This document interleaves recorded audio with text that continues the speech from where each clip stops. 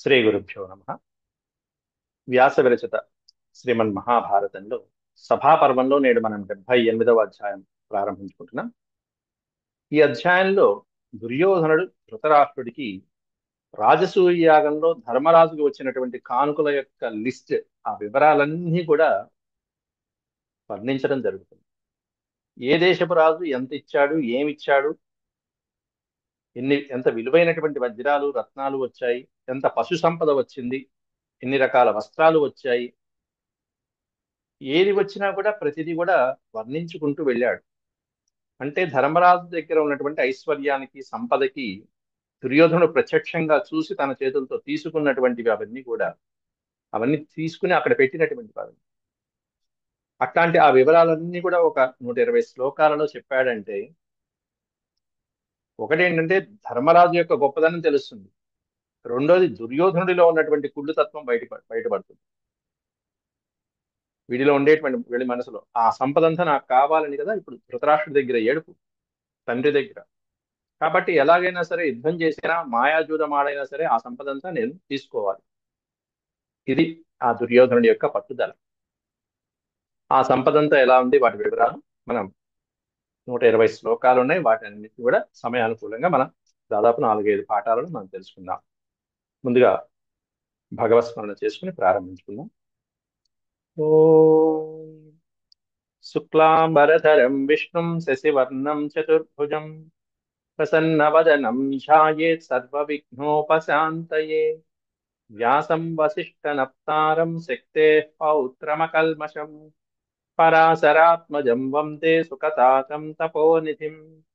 వ్యాసాయ విష్ణురూపాయ వ్యాసరూపాయ విష్ణవే నమో వై బ్రహ్మనిధయే వాసిష్ఠాయ నమో నమః. నారాయణం నమస్కృత్య నరం చైవ నరోత్తమం దేవీం సరస్వతీం వ్యాసం తతో జయముదీరయేత్. మహాభాగవతం, శ్రీమన్ మహాభాగవతం, మహాభారతంలో సభాపర్వంలో 78వ అధ్యాయం. దుర్యోధనేన ధృతరాష్ట్ర సమీపే యుధిష్ఠిరాయ నానాదేశీయ రాజోపాహృత ఉపాయన వర్ణనం. ఉపాయనము అంటే కానుకలు. అనేక మంది రాజులు తెచ్చినటువంటి ఉపాయనాలు, ఆ కానుకలు అవన్నీ కూడా వర్ణించడం జరుగుతుంది. దుర్యోధన ఉవాచ, దుర్యోధనుడు చెప్పుకుంటూ వస్తున్నాడు ఎటువంటి కానుకలు ఎట్లా వచ్చాయనేటువంటిదంతా.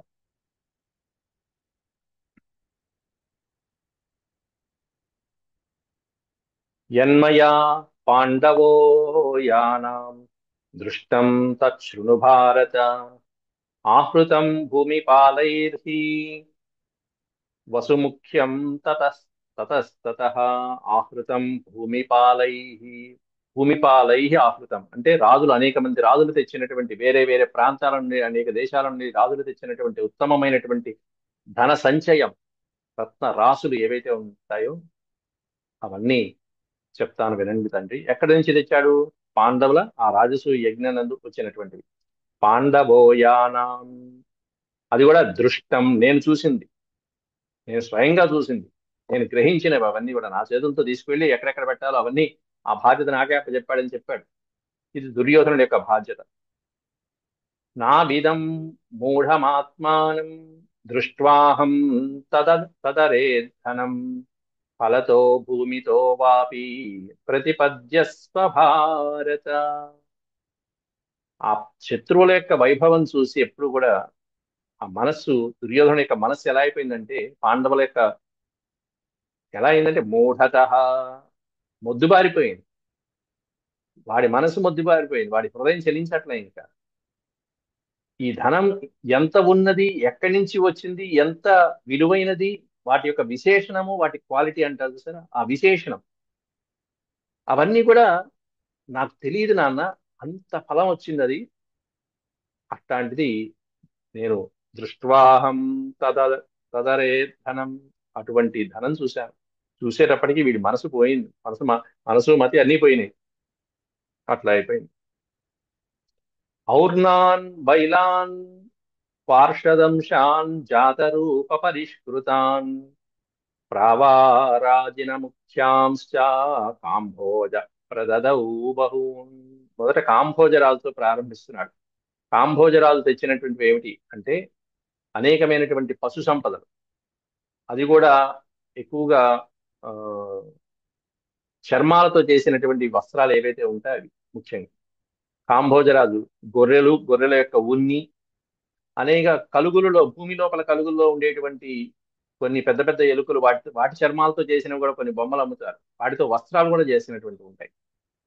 వాటి రోమాలతో, పిల్లి మొదలైనటువంటి పిల్లి జాతికి సంబంధించినటువంటి వాటి రోమాలతో చేసినటువంటి సువర్ణ చిత్రములైనటువంటి అనేక వస్త్రాలు తెచ్చారు. అంటే అనేకమైనటువంటి వస్త్రాలు సువర్ణంతో చేసినవి, పైన ఏమన్నా రకరకాలుగా డిజైన్లుగా, ఇగో ఇటువంటి విధంగా రగ్గులు రజాయలు చూడండి, పైన పీచుల్లాగా ఉంటుంది సరే. అట్ట ఔర్నాన్, బైలాన్, వాంశదేశ, వాంశదంశాన్ జాతరూప. జాతరూపం అంటే బంగారం, సువర్ణమయమైనటువంటి వాటితో పరిష్కరించబడినవి. ఈ విధమైనటువంటి జంతువుల యొక్క చర్మాలు, వాటి యొక్క వెంట్రుకలతో తయారు చేయబడినటువంటి అనేక డిజైన్లు. కింద కార్పెట్ వేస్తూ ఉంటారు చూడండి, ఇట్లాంటి కొన్ని కొన్ని. పూర్వకాలంలో అవన్నీ కూడా అద్భుతమైనటువంటి డిజైన్లుగా చక్కగా చెక్కబడినటువంటివి, తీర్చిదిద్దబడినటువంటి వస్త్రములు అవన్నీ కూడా. అవి కాంభోజరాజు సమర్పించాట. అంతేకాకుండా అశ్వాం స్థిత్తిరికల్మాషాం స్త్రిశతం సుఖనాసికాన్ అష్ట్రవామీ స్త్రిగర్తాశ్చ పుష్టా పీలుషమీంబుదైః. ఇక్కడ చూసారా, త్రిగర్త అనేటువంటి పదం ఇచ్చాడు. ఈ త్రిగర్త దేశీయులు అనేటువంటి వాళ్ళు అర్జునుడికి మహాభారత యుద్ధంలో చుక్కలు చూపించినటువంటి వాళ్ళు, ఒక రకంగా చెప్పాలంటే. మొత్తం 18 రోజులు అర్జునుడితో వెంట పడుతూనే ఉన్నారు, వేటాడుతూనే ఉన్నారు. ఎంత చంపినా వస్తూనే ఉంటారు, ఎంత చంపినా వస్తూనే ఉంటారు. అర్జునుడు కొన్ని మహాభారతంలో చేసిన గొప్ప పని ఏంటంటే సంఖ్యాబలాన్ని తగ్గించేశాడు. కర్ణుణ్ణి సంహరించడము మొదలైనటువంటివి కాకుండా ఈ త్రిగర్తలు మొదలైనటువంటి వాళ్ళ యొక్క సంఖ్యల్ని తగ్గించుకుంటూ తగ్గించుకుంటూ వచ్చాడు.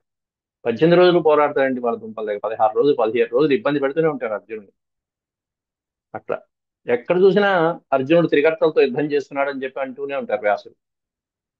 అట్లాంటి త్రిగర్తలు, అలాగే పైన చెప్పారు కల్మాషాం స్త్రిశతం, అశ్వాం స్థిత్తిరి కల్మాషాం స్త్రిశతం సుఖనాశికాన్ అని చెప్పారు. వీళ్ళందరూ ఏం తెచ్చారు అనేటువంటిది ఇచ్చాడు అక్కడ, కానుకగా ఇచ్చినటువంటివి ఏమిటాయంటే తిత్తిరి పిట్టల వలన వచ్చేటువంటి విచిత్రమైనటువంటి వర్ణాలు కలిగినటువంటివి తిత్తిరి పక్షులు అంటారు. ఈ తిత్తిరి పక్షుల మీద నుంచి వచ్చిన తైత్రీయం, భిక్షావల్లి, తైత్రీయ ఉపనిషత్తు మొదలైనటువంటివన్నీ తిత్తిరి పక్షులు అంటారు. చిన్న మనకి కోడిగుడ్డులాగా ఉంటుంది.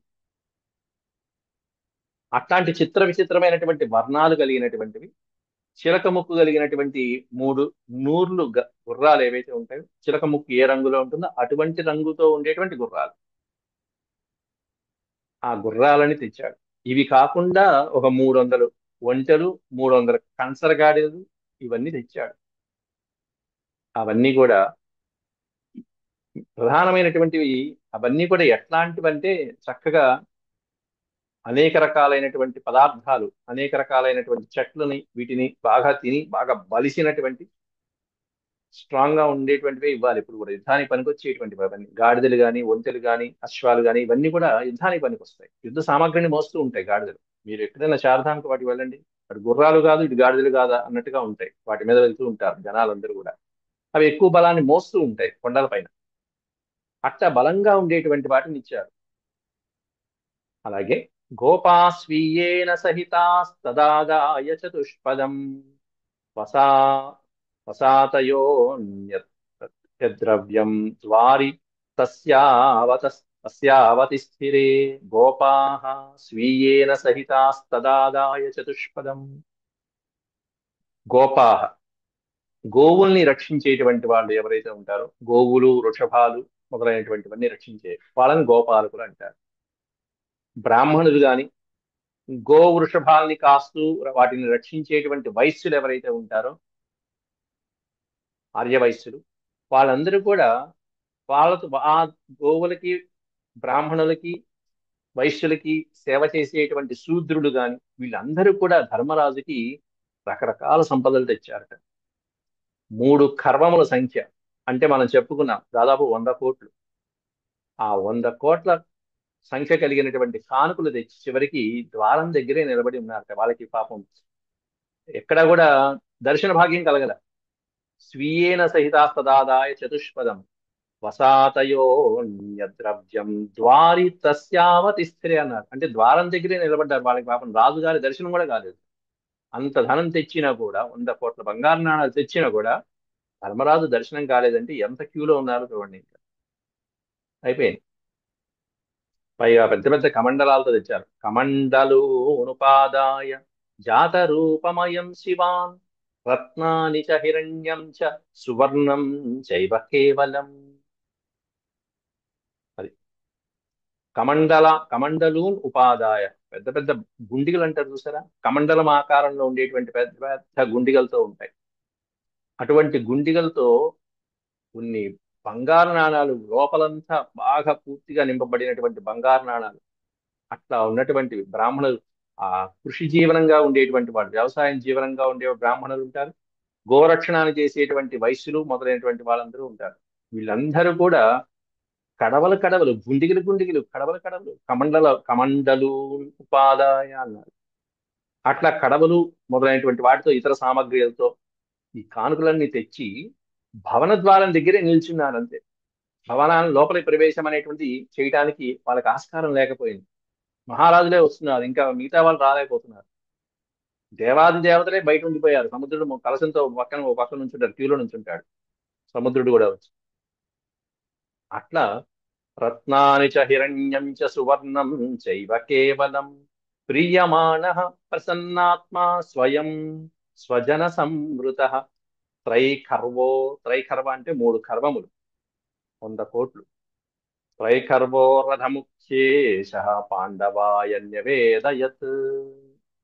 పాండవాయ న్యవేదయత్, ధర్మరాజుకి నివేదించడం కోసం అని చెప్పేసి రత్నాలు, హిరణ్యము మొదలైనటువంటివన్నీ తీసుకొచ్చి ధర్మరాజు సంతోషం కోసం, రాజసూయ యాగం కోసం, ఆ గోధన సంపద నుంచి వచ్చినటువంటి ద్రవ్యమంతా, వాళ్ళ సంపాదనలో వచ్చిందంతా, ఊళ్ళకి ఊళ్ళు, గ్రామాలకి గ్రామాలు, ఓ గ్రామం నుంచి ఇంత, ఫలానా నగరం నుంచి ఇంత, అట్లా వచ్చేశారు అందరూ కూడా.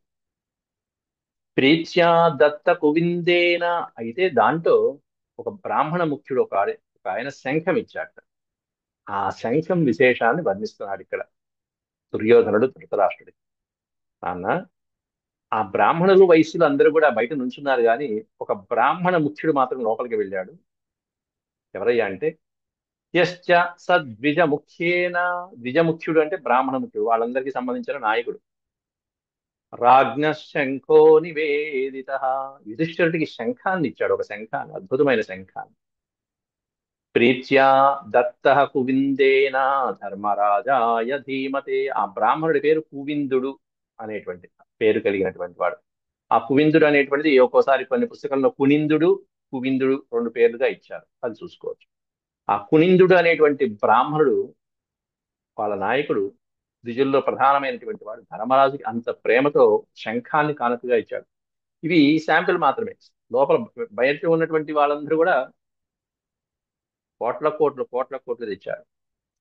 ఈ సోదరులందరూ ఆ శంఖాన్ని ఆశ్చర్యంగా చూశారు. ఎంతో ఆశ్చర్యంగా చూసి చూసి అట్లా ఒక్కొక్కరు చూసుకుంటూ వచ్చి చివరికి ఎవరికి ఇచ్చారంటే అర్జునుడికి ఇచ్చారు. మొత్తానికి ఆ శంఖాన్ని అసలు సుందరంగా అలంకరించబడి ఉంది. దాంట్లో ఏంటంటే ప్రధానంగా ఏమున్నాయంటే, దాంట్లో తం సర్వే భ్రాతరో భ్రాత్రే దదుశంఖం కిరీటినే.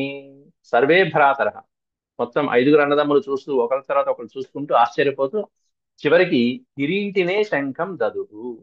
కిరీటి అంటే అర్జునుడు. అర్జునుడికి ఆ శంఖాన్ని ఇచ్చారు. ఇదిగో నాయన, ఈ శంఖము, దీన్ని పూరిస్తే నీకు ఉపయోగపడుతుంది యుద్ధంలో, ఎందుకంటే అంత అద్భుతంగా ఉంది ఆ శంఖం. తం ప్రత్యగృహ్ణాత్ భీభత్సు స్తోయజం హేమమాలినం చిత్రం నిష్కసహస్రేణ భ్రాజమానం స్వతేజసా రుచిరం దర్శనీయం చ పూజితం విశ్వకర్మణ. అది విశ్వకర్మ చేత నిర్మించబడింది, పూజించబడింది. చక్కటి దర్శనీయంగా ఉంది, ఆహ్లాదంగా ఉంది, ఆనందంగా ఉంది, చిత్రంగా ఉంది, విచిత్రంగా ఉంది చూడటానికి. నిష్క సహస్రేణ, సహస్రం అంటే 1000, నిష్కములు అంటే బంగారు నాణాలు. 1000 బంగారు నాణాలు మొదలైనటువంటివన్నీ దాని చేత దానికి తొడగబడింది. ఒక కవచంలాగా, శంఖానికి కవచంలాగా. భ్రాజమానం స్వతేజస, తన యొక్క తేజస్సుతో ప్రకాశిస్తూ ఉంది. అక్కడ సహస్రం అంటే అది 100 అవ్వచ్చు కొన్ని సందర్భాల్లో. అంటే దానికి సరిపోయేనన్ని బంగారు నాణాలు, బంగారు ఆభరణాలు దానికి చక్కగా ఆ, హారాలు మొదలైనటువంటివన్నీ దానిపైన చెక్కబడ్డాయి, అతికించబడ్డాయి, చక్కగా శంఖానికి అతికించబడ్డాయి. ఏ విధంగా ఉంటే బాగుంటుందో ఆ విధంగా చక్కగా కవచం లాగాను రకరకాలుగా దాని మీద ప్రకాశించేట్టుగా తయారు చేయబడింది ఆ శంఖము. దానిపైన సువర్ణమయమైనటువంటి రత్నములు, ఆభరణాలు సుందరంగా అలంకరించబడి ఉంది. ఇది యమధర్మరాజు చేత కూడా నమస్కరించబడిపోయి నమస్కరించబడిన శంఖం అంటారు. పూజితం విశ్వకర్మణ అన్నాడు. అయితే అధారయచ్చ ధర్మశ్చ తం నమస్య పునః పునః, ధర్మశ్చ నమస్య అన్నారు. అక్కడ ధర్ముడి చేత కూడా నమస్కరించబడింది. ధర్ముడు అంటే యమధర్మరాజు. యమధర్మరాజు చేత కూడా నమస్కరించబడి, ఆరాధించబడి, పూజించబడిన శంఖం తెచ్చాట ఆ బ్రాహ్మణుడు. అధారయచ్చ, అధారయత్, అటువంటి శంఖాన్ని ఎవరు ధరించాడు ఇప్పుడు అంటే అర్జునుడు ధరించాడు. అర్జునుడి చేతికి వచ్చింది. విశ్వకర్మ చేత పూజించబడింది, యమధర్మరాజు చేత పూజించబడినటువంటి శంఖం ఇప్పుడు అర్జునుడి చేతికి వచ్చింది. ఇది యుద్ధంలో ఉపయోగపడుతుంది. ఇంకా దీని యొక్క విశేషం రాజసూయ యాగంలో చూసాం. ఏమిటంటే అది ఎవరి కూడా ఊరకుండానే, ఎవరి ప్రయత్నము లేకుండానే ఆ శంఖం ఎప్పుడు మోగాలో అప్పుడు మోగుతూ ఉంటుంది. ఎప్పుడు మోగిందిట ఇక్కడ రాజసూయ యాగంలో అనేది దుర్యోధనుడు చెప్తున్నాడు. ఆ శంఖనాదం రాగానే 8 మందే మేల్కొని ఉన్నారట, మిగతా వాళ్ళందరూ పడిపోయారట. ఆ శబ్ద ధ్వనికి పడిపోయారట. 8 మంది లేచి ఉన్నారట యాగశాలలో. మొత్తం అంతా అన్ని వేల మందిలో, అన్ని కోట్ల మందిలో. ఎవరు వాళ్ళు, ఏమిటది, ఎలా జరిగింది అనేది చెప్తున్నాడు. యో, ఇక్కడ ఆ అనేటువంటి అక్షరం ఉంటుంది. యో అనాద్, యో నాదనేపి నదతి, యో నాదనేపి నదతి, ఎవరు దాన్ని ప్రయత్నపూర్వకంగా నాదం చెయ్యకుండానే అది స్వరం చేస్తూ ఉంటుంది అప్పుడప్పుడు. అంత అంటే ధర్మం ఎక్కడైతే అద్భుతంగా ఉంటుందో అక్కడ శంఖనాదం చేస్తుందా అన్నట్టుగా అది నాదం చేస్తుంది. ఎప్పుడు ధర్మము, ఎప్పుడు ఆనందము, అమితమైనటువంటి ఆనందం కలిగితే శంఖనాదం చేస్తుంది. దానికి సింబాలిజం ఏంటంటే అక్కడ 1,00,000 మంది భోజనం చేయగానే ఈ శంఖనాదం వినిపిస్తుంది. ఎవరు ఊదరు, ఊదకండానే అంటే అంత ఆనందకర సన్నివేశం జరిగినప్పుడు ఆ శంఖనాదం వినిపిస్తూ ఉంటుంది. ఈ శంఖనాదం వచ్చింది అంటే పడిపోతున్నారు అందరూ. యో నాదతేపి నదతి స ననాద అధికం తదా, స ననాద అధికం తదా, అధికం ననాద, అసలు అంతా ఇంత శబ్దం కాదు ఆ శంఖధ్వని. అట్టాంటి శంఖనాదం. ప్రణాదాత్ భూమి భూమిపాస్తస్య పేతుర్హీనా కతేజస, కతేజస, ఈ నాదం వినేటప్పటికీ మొత్తం భూమిపా అంటే రాజులందరూ కూడా అంత ఆ, ధైర్యవంతులైన సాహసోపేతమైనటువంటి రాజులందరూ కూడా పేతుర్హీన ఖతేజస, వాళ్ళ యొక్క తేజస్సులన్నీ కోల్పోయి వాళ్ళ పరాక్రమం అంతా పోయి చివరికి నిర్వీర్యంగా అలా పడిపోతున్నారట. అంటే తేజోహీనులైపోతున్నారు, నేలపై పడిపోతున్నారట వాళ్ళ తేజస్సు అంతా కోల్పోయి. దేనివల్ల ఆ శంఖధ్వని ధ్వని విన్నటువంటి రాజులందరూ. ఎప్పుడు మోగుతుంది, దానంతట అదే మోగుతూ ఉంటుంది. ఎప్పుడంటే యుధిష్ఠిరుడు అన్నదానం చేస్తున్నప్పుడు ఆ 1,00,000 మంది భోజనాన్ని కూర్చున్నారు అనంగానే, భోజనం తిని లేచారు అనంగానే శంఖనాదం టక్మని మోగుతుంది. అదే దానంతట అదే, అంత ఆనందంగా అంత లక్ష్యంగా పెట్టుకుంది.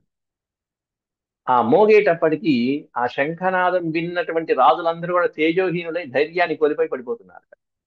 కేవలం ఎంతమంది, 8 మంది మాత్రమే నిల్చుని ఉన్నారట. ఎవరు వాళ్ళు అంటే చూడండి, వాళ్ళు ఎంత గొప్ప వాళ్ళు చూడండి. ఇంతమంది పడిపోయి ఆ 8 మంది జీవించి అలా మేల్కొని ఉన్నారు అంటే వాళ్ళు ఎంత గొప్పవాళ్ళు. దాంట్లో దుష్టజమ్నుడు మొదటి వాడు చెప్తున్నారు.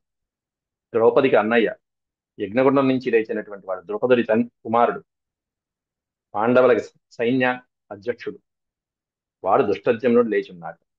పంచపాండవులు 5గురు నుంచి ఉన్నారట. వాళ్ళందరూ ఈ ధ్వని తట్టుకోగలిగిన వారు. సాత్యకి కేశవుడు అంతే. కేశవుడు సరే మహానుభావుడు, పరమానుభావుడు. మిగతా వాడు సాత్యకి, కృష్ణ పరమాత్ముడు తమ్ముడే అయినటువంటి సాత్యకి. సాత్యకి, శ్రీకృష్ణ పరమాత్ముడు, పంచపాండవులు 5గురు, దుష్టజమ్నుడు, మొత్తం అష్టమహ, ఈ 8 మందే లేచి ఉన్నారట. మిగతా వాళ్ళందరూ నేల మీద పడిపోయారట ఆ ధ్వని వినేటప్పటికి మూర్ఛిల్లిపోయి.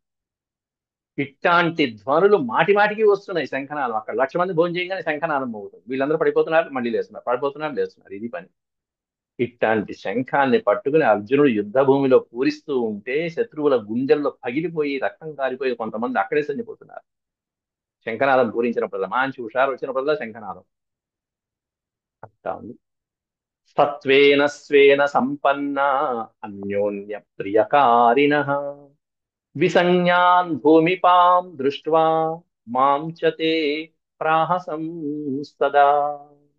సత్వేన స్వేన సంపన్న, వాళ్ళకు వచ్చినటువంటి ఐశ్వర్యం, అన్నదానం చేస్తున్నప్పుడల్లా ఆ శంఖనాదం మోగడం ఏమిటి, వీళ్ళు పడిపోవడం ఏమిటి, అంత బలహీనులా రాదు, అంత తేజస్సు లేకుండా ఉన్నారా?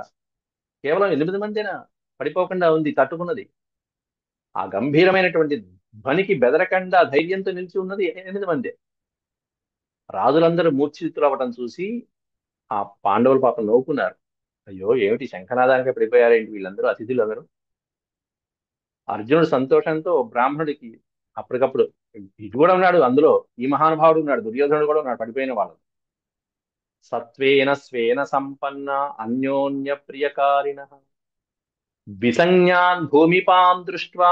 విసంజ్ఞ, సంజ్ఞ లేకుండా పడిపోయినటువంటి భూమిపాం దృష్ట్వా, ఆ రాజును చూసి, మాంచ నన్ను చూసి, ప్రాహసంస్తదా పాండవులు నవ్వుకున్నారు. నాన్న, వీడు పడిపోతే పాండవులు నవ్వారని వీడికి ఎలా తెలుసు? అది వాడి పరిస్థితి. అంటే వాళ్ళ ముందు అలా అపహ అపహ అపహాస్యం పాలయ్యాము, హసించబడ్డాము, హసించబడ్డాము, అపహసించబడ్డాము, నవ్వుల పాలయ్యాం. అంటే మా యొక్క ధైర్య పరాక్రమాలన్నీ ఏమైనాయి? అది. కాబట్టి అలా జరిగింది నాన్న. తతః ప్రహృష్టో భీభత్సు భీభత్సురదన అదదాత్ హేమశృంగిణ హేమశృంగిణ, బంగారు కొమ్ములతో అలంకరించబడినటువంటి కొన్ని వేల ఆవులని దానం చేశాట భీభత్సుడు. భీభత్సుడు అంటే అర్జునుడు. తతః ప్రహృష్ట, ఆనందంతో, శంఖము వచ్చింది, ఇట్లాంటి అద్భుతమైనటువంటి కానుక వచ్చింది అనేటువంటి ఆనందంతోను, రాజసూయం ఇంతమంది బ్రాహ్మణులు వచ్చారనే ఆనందంతో, ఆ బ్రాహ్మణులు చూడంగానే వాళ్ళందరికీ అర్జునుడు వెంటనే ఆనందంతో ముందు అదదా హేమశృంగిణ, బంగారు కొమ్ములతో అలంకరించబడినటువంటి శతాన్ అడుహాన్ పంచ ద్విజ ముఖ్యాయ భారత, వందల వందల వేలకి వేల ఆవులు ఏవైతే ఉన్నాయో ఆ బ్రాహ్మణోత్తములకి, వాళ్ళందరికీ కూడా చక్కగా అలంకరించబడినటువంటి ఈ గోవులు ఏవైతే ఉన్నాయో వాటిని దానంగా ఇచ్చాడు. వృషభాలు, గోవులు, మంచి బలిసినటువంటి వృషభ రాజాన్ని దానంగా ఇచ్చాడు. బంగారు కొమ్ముతో అలంకరించబడినటువంటి గోవులు, వృషభాలు అవన్నీ కూడా అవి బ్రాహ్మణోత్తములకి దానంగా ఇచ్చాడు. సుముఖేన బలిర్ముఖ్య ప్రేషితో జాతశత్రవే కువిందేన హిరణ్యం చ వాసాంసి వివిధాని చ. ఇక అక్కడి నుంచి ఎవరెవరు ఏ రాజులు ఎక్కడి నుంచి ఎంతెంత ఏమేమి తీసుకొచ్చారు అనేటువంటిది లెక్క చెప్పేస్తున్నాడు. ఏ రాజు మొట్టమొదట సుముఖేన, సుముఖుడు అనేటువంటి మహారాజు. బలిర్ముఖ్య, ఆ సుముఖుడు అనేటువంటి రాజు ధర్మరాజుకి ఎన్నో వస్తువులు, ఎన్నో వస్తువులు రకరకాలైనవి తెచ్చిచ్చాడు నాన్న. అవి కాకుండా రెండో పదం కువిందేనా అని ఇచ్చారు. కువిందుడు అనేటువంటి వాడు, ఇందాల కణిందుడు అని చెప్పాం, అతడే ఆ బ్రాహ్మణుడు. కణిందుడు అనేటువంటి ఆయన కూడా వివిధ రకాల ఆ శంఖాలతో పాటు వచ్చినటువంటి వాడు, లేకపోతే మరో దేశం వాడు. ఈ కునిందుడు అనేటువంటి వాడు కూడా వివిధ రకాలైనటువంటి వస్త్రాలు, సువర్ణాలు మొదలైనటువంటివన్నీ తెచ్చాడు. హిరణ్యం చ వాసాంసి, వాసాంసి అంటే వస్త్రాలు, హిరణ్యం అంటే బంగారు. రకరకాల బంగారు వస్త్రాలని, ఆభరణాలని తీసుకొచ్చి ఇచ్చాడు. కాశ్మీర రాజు వచ్చాడు. కాశ్మీర రాజో మార్ద్వీకం శుద్ధం చ సరసం మధు. ఇవి వినటం వల్ల మనకేమొస్తుందంటే ఆయా ప్రాంతాలకు సంబంధించినటువంటి రాజులు, ఆ ప్రాంతాలకు సంబంధించినటువంటి గొప్పతనాలు, ఆ ప్రాంతాలలో ఏవి అధికంగా పండేవి, ఏవి అధికంగా ఉండేవి అనేటువంటి వివరాలన్నీ కూడా చరిత్రకి సంబంధించినవన్నీ తెలుస్తాయి. చరిత్ర యొక్క గొప్పతనం తెలుస్తుంది. తద్వారా దేశభక్తి పెరుగుతుంది ఎప్పుడు కూడా. ఇది మన దేశము, ఇంత సంపద ఉండేది ఒకప్పుడు, ఇప్పుడే ఉంది, అప్పుడే ఉంది అనేటువంటివన్నీ మనకి అప్పటికి ఇప్పటికీ తెలుస్తూ ఉంటాయి. రామాయణ మహాభారతాలు పుట్టిన కథలు విన్నట్టుగా వింటమే కాకుండా ఇన్ని రకాలైనటువంటి ప్రాంతాల వాళ్ళు ఏమేమి తెచ్చిచ్చారు అనేటువంటిది తెలుసుకోవడం వల్ల చాలా గొప్ప. ఒక ప్రదేశానికి వెళ్ళామంటే పుణ్యక్షేత్రానికో పుణ్యతీర్థానికో ఆ పుణ్యక్షేత్రం యొక్క మహిమ తెలుసుకుని వెళ్తే వెళ్ళిన తర్వాత మనం దాన్ని ఆస్వాదిస్తాం. దాని యొక్క మహిమ తెలిస్తే ఆ పవిత్రత మనకి తెలిసి ఆ భావన చెందుతాం. ఇంత పవిత్రత ఉంది అని ఆ స్నానం చేసి వచ్చేసామంటే, గంగలో స్నానం చేసి వచ్చేసామంటే గంగాదేవి యొక్క పవిత్రత తెలిసి స్నానం చేస్తే ఆ భావన వేరు. ఆ పవిత్రతను మనం ఆపాదించుకోవటం వేరు. తెలియక చేసినా వస్తుంది గంగలో. ఆవిడకున్న పావనత్వం అట్లాంటిది. మూర్ఖులు చేసినా కూడా పాపాలు పోగొడుతూ ఉంటుంది. అట్లా ఇక్కడ కూడా అనేక ప్రాంతాలు వాటి యొక్క గొప్పతనాలు మనం తెలుసుకోవడం అనేది విశేషం దీంట్లో. కాశ్మీర రాజు మొదలైనటువంటి వారు. కాశ్మీర రాజో మార్ద్వీకం శుద్ధం చ సరసం మధు బలించ కుత్సమాదాయ పాండవాయాభ్యుట ఉపాగమత్. ఇట అనే అక్షరం లేదండి, పాండవాయాభ్యుపాగమత్. కాశ్మీర రాజు అనేకమైనటువంటి అక్కడ పండేటువంటివి ఏవైతే ఉంటాయి పంటలు, మధు, చక్కటి మధురమైనటువంటి ఫలాలు, ద్రాక్ష ఫలాలు, ఖర్జూరాలు మొదలైనటువంటివి ఏవైతే ఉంటాయో అవి గుత్తులు తీసుకొచ్చేసాడు. అనేక యవన రాజులు ఉన్నారు కొంతమంది. అంటే మనకి ఇప్పుడు యవనులు అనే పదానికి అర్థం ఇక్కడ ఆఫ్ఘనిస్తాన్ కానీ, కాబూల్ మొదలైనటువంటివి కానీ, అక్కడ ఆ ప్రాంతాల వాళ్ళు వాళ్ళు వాయువేగం కలిగినటువంటి అశ్వాలు ఏవైతే ఉంటాయో, ఇది కొండలపైన కూడా, పర్వతాల మీద వాటి మీద కూడా వెళ్ళగలిగినటువంటి అశ్వాలు ఏవైతే ఉంటాయో అవి తెచ్చారని చెప్పిస్తున్నాడు. యవన హయానుపాదాయ, హయములు అంటే గుర్రములు, హయానుపాదాయ పార్వతీయాన్ మహా మనోజవాన్ మనోవేగంతో పాటు వెళ్ళగలిగినటువంటి పార్వతీయాన్, పర్వతాల మీద కూడా ఎంతో మనోవేగంతో వెళ్ళగలిగాయి అంటే యుద్ధ రంగంలో వాటి ప్రతాపం ఏం చెప్పాలి. అంత మనోవేగంతో పర్వతాల మీద కూడా వెళ్ళగలిగినటువంటి అద్భుతమైనటువంటి గుర్రాలని యవనులు తీసుకొచ్చారట. కువైటు, కాంబోజ దేశం మొదలైనటువంటివన్నీ వాళ్ళందరూ కూడా. అవే కాకుండా ఆసనాని మహార్హాణి కంబలాంశ్చ మహాధనాన్ని, రకరకాలైనటువంటి అశ్వాలతో పాటుగా ఆసనాలు, చక్కగా కూర్చోడానికి, కంబలములు, కింద తివాచీల్లాగా వేసుకునేవి, కప్పుకునేటువంటివి, గొప్ప గొప్ప మహా ఐశ్వర్యాన్ని, ధనాన్ని తీసుకొచ్చారట. అంతులేనటువంటి మహార్హాని, విలువైనటువంటి అనేకమైనటువంటి కానుకలు తీసుకొచ్చేశాడు ఆ యవనులు అనేటువంటి వాళ్ళు. ఆ సూక్ష్మ కంబలములు, వివిధ రకాల రత్నాలు, ఇవన్నీ కూడా దాంట్లో ఉన్నాయి. ఆ తర్వాత నవాం సూక్ష్మాంశ హృద్యాంశ్చ. నవ అంటే కొత్తగా ఉన్నటువంటి, అప్పుడే ఫ్రెష్ గా. సూక్ష్మాం పట్టుకోవడానికి పల్చగా ఉన్నవి, అత్యంత సుకుమారంగా ఉండేవి. హృద్యాంశ్చ చూడటానికి ఆనందంగా ఉండేవి, అట్రాక్షన్. పరార్ధ్యాన్ సుప్రదర్శనాన్ అన్యశ్చ వివిధం రత్నం ద్వారితే న్యవత స్థిరే. అట్లాంటి చూడటానికి ఆనందంగా ఉండేవి, సూక్ష్మమైనటువంటివి, అట్లాంటి అనేకమైనటువంటి వివిధమైనటువంటి రత్నాలని ద్వారంలోనే తెచ్చి అలాగే తెచ్చినటువంటి వాళ్ళు నిల్చుని నిరీక్షిస్తున్నారట, లోపలికి ప్రవేశం ఎప్పుడా ఎప్పుడా ఎప్పుడా అని చెప్పి. అంతేకాకుండా శృతాయురపి కాళింగో మణిరత్నమనుత్తమం. అంగహ కళింగ దేశం నుంచి వచ్చినటువంటి మణిరత్నాలు, అనేకమైనటువంటి మణులు, రత్నాలు మొదలైనటువంటివన్నీ ఉత్తమమైనటువంటివి తీసుకొచ్చేసాడు. అతని పేరు శృతాయు అనేటువంటి రాజు, అంగదేశపు రాజు. అంగః స్త్రియో దర్శనీయో దర్శనీయ జాతరూప విభూషితాః. కలకత్తాకి సుగం ఇటుపక్కన, బీహార్కి ఇటుపక్కన, ఉత్తరం, దక్షిణం, తూర్పు, పడమర ఏవైతే ఉంటాయో వాటిలో కొన్ని ప్రాంతాలు ఇవన్నీ కూడా. అంగ స్త్రియో దర్శనీయ జాతరూప విభూషిత. అనేక మంది స్త్రీ జనాన్ని, దాసీ జనాన్ని, అందరూ కూడా జాతరూప విభూషిత, రత్న వజ్ర వైఢూర్యాలతో, బంగారు ఆభరణాలతో అలంకరించబడినటువంటి స్త్రీ పరిజనాలను ఇచ్చారట. దర్శనీయంగా చూడచక్కనటువంటి సుందరీమణులను ఇచ్చారట. వంగదేశపురాలు. వంగో జాంబూనదమయాన్.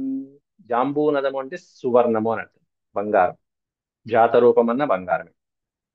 జాంబూనదమయాన్ పర్యంగాత్ శతశో నృప దక్షిణా సాగరాభ్యాత్ ప్రావారాంశ్చ పరశతం. అంటూ ఇక అక్కడి నుంచి అంగదేశపు రాజు, వంగదేశపు రాజు, వాళ్లే కాకుండా దక్షిణ దేశంలో ఉండేటువంటి రాజులు కొంతమంది ఉన్నారు. దక్షిణాత్ అన్నారు అక్కడ. వాళ్ళు పైనుంచి మనకి కాశ్మీర రాజు దగ్గర నుంచి వచ్చారు, కళింగ రాజు గురించి వచ్చేసారు.